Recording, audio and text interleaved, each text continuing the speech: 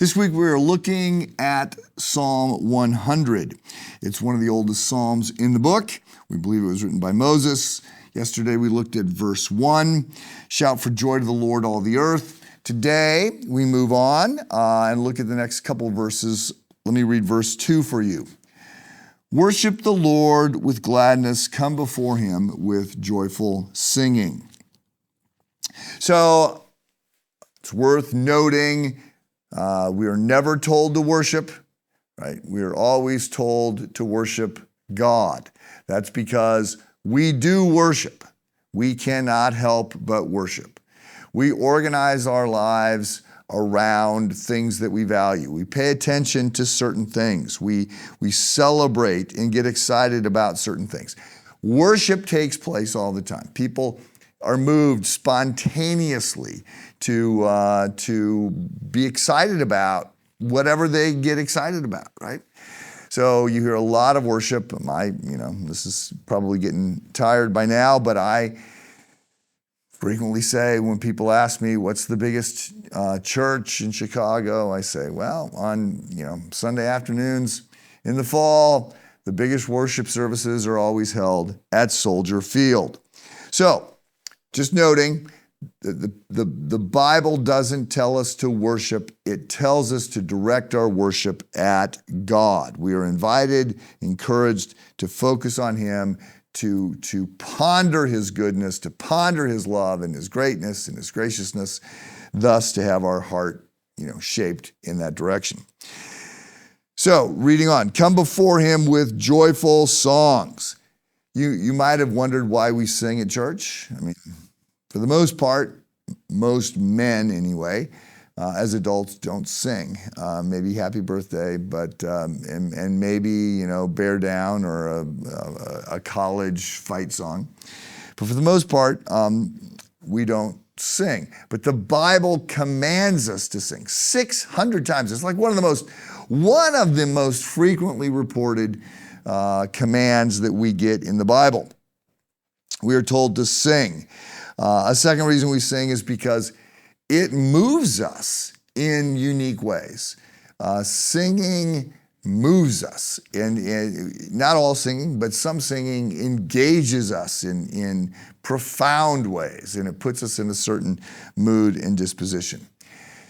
Reading on, verse 3, know that the Lord is God. So, I'll just note here that the term used here for Lord is the Hebrew word Adonai. Excuse me, it's not the Hebrew word Adonai, it's the Hebrew word Yahweh. So if you attend Christ Church, you were here for the Exodus series, you know that the English Bible translates two different words, Lord. One of them is the Hebrew word for Lord, Adonai, and this means master or God.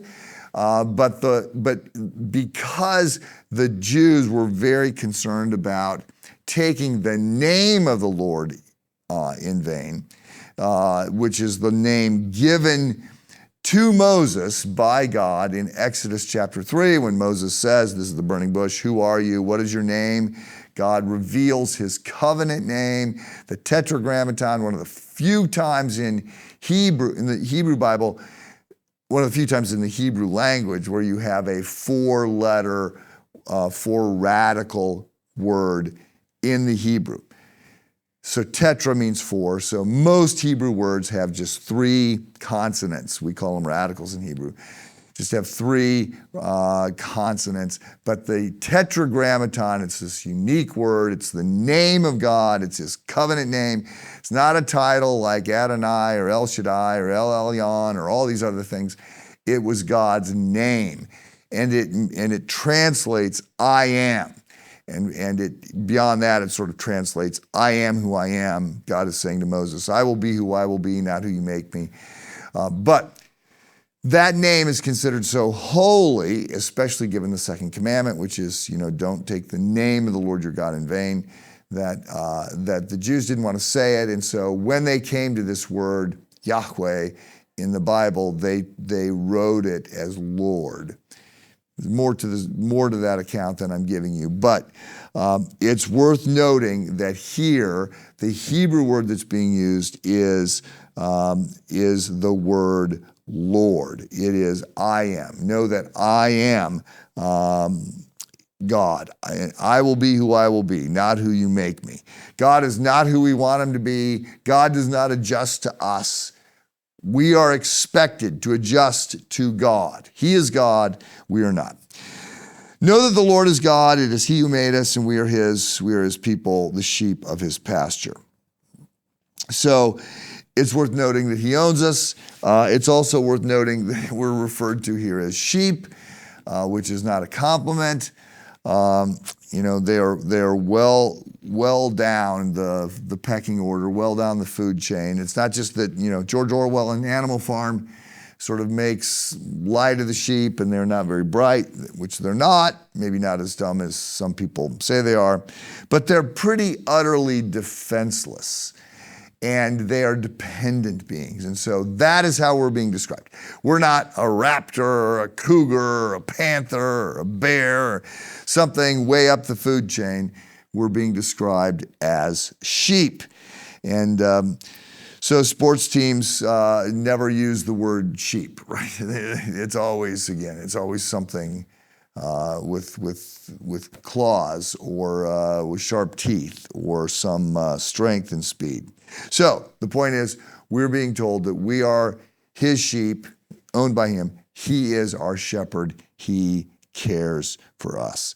And he leads us beside still waters and restores our souls. For that, this Thanksgiving week, you can and should be thankful.